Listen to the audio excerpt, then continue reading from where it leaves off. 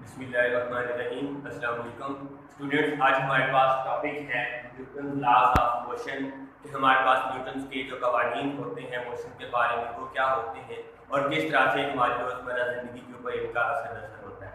तो बेटा सबसे पहले सर आइजैक न्यूटन ने 1687 के अंदर अपनी एक मशहूर किताब प्रिंसिपिया के अंदर अपने लॉज जो थे वो लिखे। वो कौन सी किताब है हमारे पास? प्रिंसिपिया, जिसके अंदर उसने बताया कि हमारे पास फास्ट मूविंग बॉडीज किस तरह से एक्ट करती हैं और स्लो मूविंग बॉडीज होती हैं जिनकी स्पीड ऑफ लाइट से स्पीड क्या होती है, कम होती है, वो किस तरह से एक्ट करती है।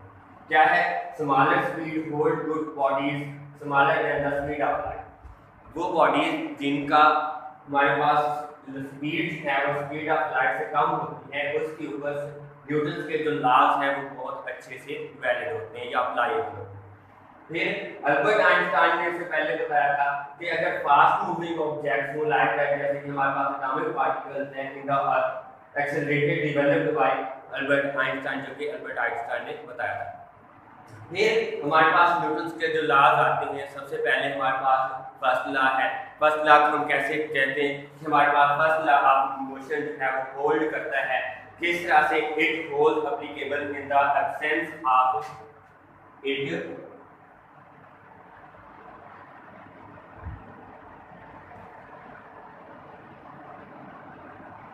are hold in the absence of net force। कि अगर किसी जिस्म के ऊपर किसी किस्म का कोई फोर्स अप्लाई ना हो रहा तो हमारे पास न्यूटन का फर्स्ट लॉ जो है वो ओबे करता है।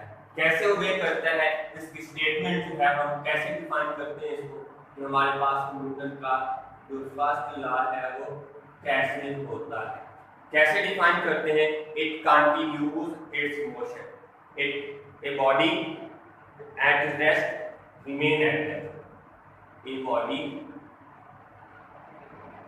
At rest remain at rest. और अगर हमारे पास जो बॉडी जो है वो रेस्ट की हालत में है तो वो रेस्ट में रहती है। And a body moving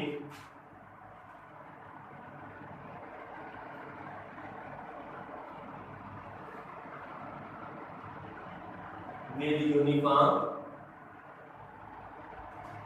motion या यूनिफॉर्म वेलोसिटी, कि अगर हमारे पास बॉडी यूनिफॉर्म वेलोसिटी के साथ क्या करती है, वो मूव करती है, विल कंटिन्यू टू डू, वो अपनी मोशन को क्या रखती है, will continue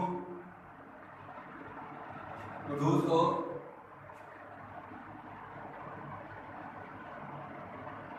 unless an external force or unbalanced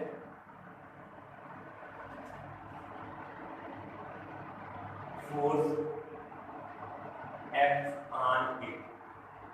अगर हमारे पास की बॉडी रेस्ट के अंदर है तो वो रेस्ट में ही रहती है, और अगर यूनिफॉर्म वेलोसिटी के साथ मूव कर रही है तो यूनिफॉर्म वेलोसिटी के साथ मूव करती रहती है, यहाँ तक कि उसके ऊपर बशर्त ये कि उसके ऊपर किसी किस्म की एक्सटर्नल फोर्स अप्लाई ना हो, तो हमारे पास क्या कहलाता है, न्यूटन का फर्स्ट लॉ एप्लीकेबल होता है।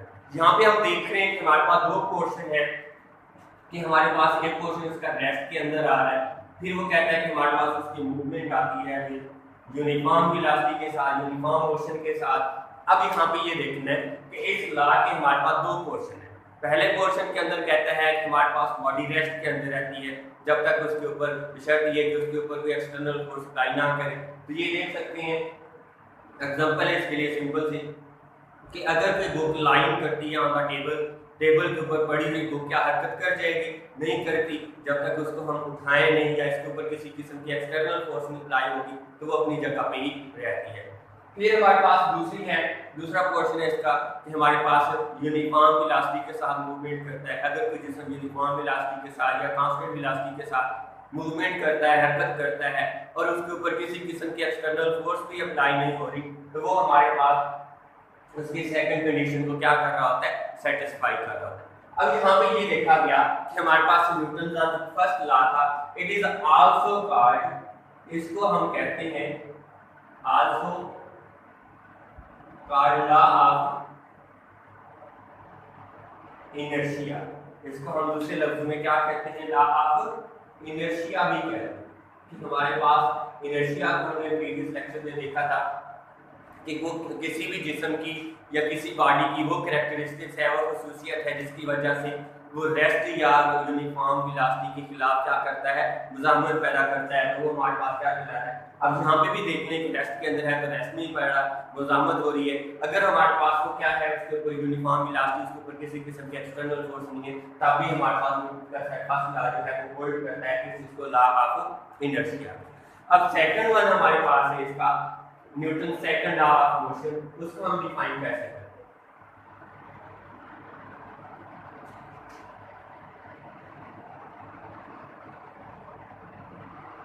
Newton second law of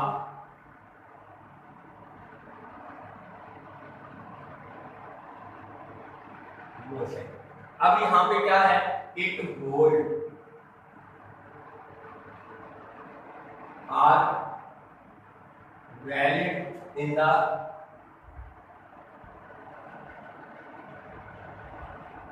presence of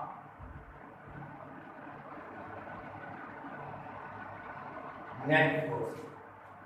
first law के अंदर हमने बोला है कि वो मूव करता है या एक्ट करता है in the absence of net force, कि उसके ऊपर किसी किस्म की कोई नेट फोर्स अप्लाई नहीं हो रही।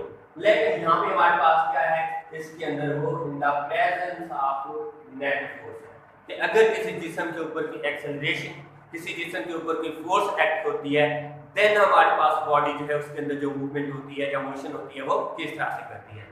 अब इसके स्टेटमेंट जो है इसको डिफाइन कैसे करते हैं,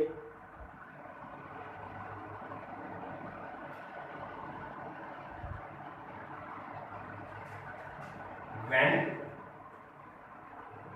a net force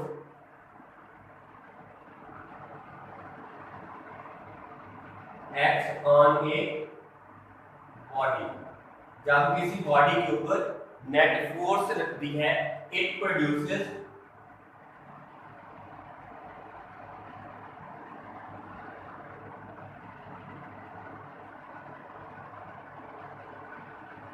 acceleration in the direction of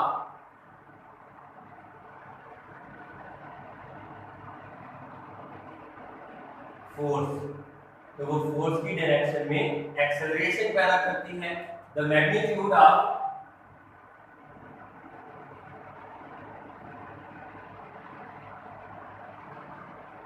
acceleration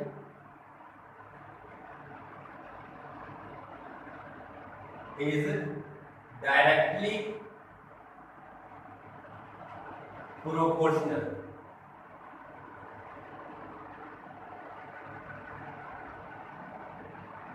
to applied force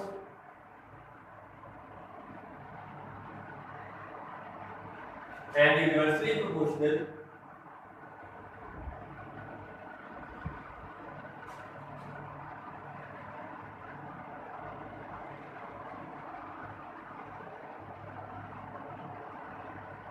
to mass of body। तो वो बॉडी के जो मास है तो उसकी वो क्या होती है, इनवर्सली प्रोपोर्शनल होती है। तो हम क्या कहते हैं, Newton second law of motion.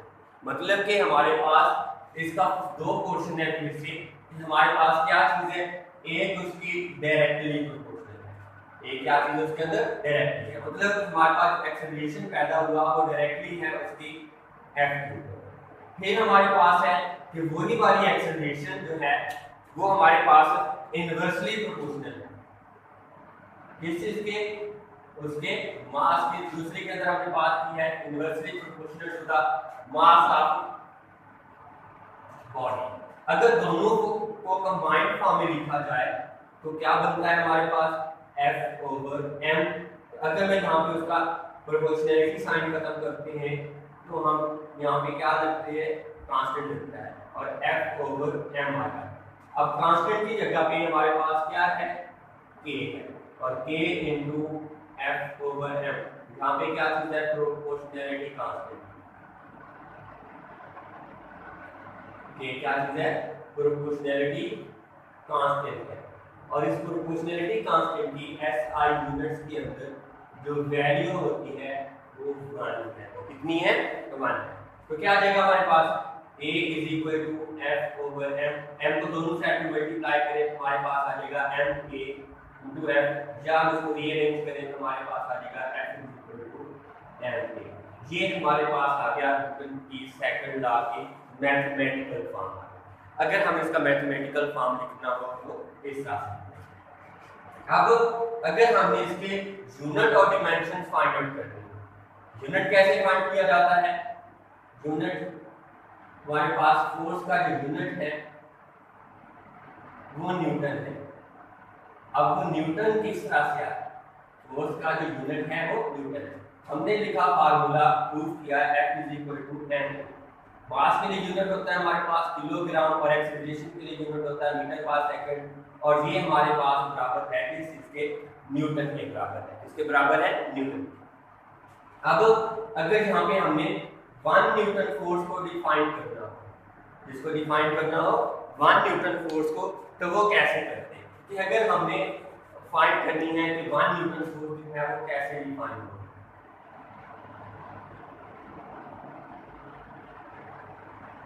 कैसे डिफाइन। अगर हमारे पास 1 न्यूटन फोर्स वो फोर्स है अगर किसी जिस्म के का मास 1 किलोग्राम हो और उसका एक्सेलरेशन 1 मीटर फी सेकंड या 1 मीटर पर सेकंड से किया तो वो एक्सेलरेशन पैदा करे, तो हमारे पास जो उसका एक्सेलरेशन आता है, उसका जो फोर्स आती है वो कितनी आती है, 1 न्यूटन। अब अगर यहाँ पे डिमेंशंस की बात करें कि हमारे पास फोर्स के जो डिमेंशंस होते हैं वो क्या होते हैं, हमने लिखा कि फोर्स बराबर है हमारे पास F is equal to M A, या इसको लिखते हैं कि हमारे पास वो बराबर है force is equal to mass multiple में लिख देता हूँ उसको डिस्प्लेसमेंट ओवर टाइम का स्केल। तो हमारे पास आ जाता है F is equal to M D over T का स्केल।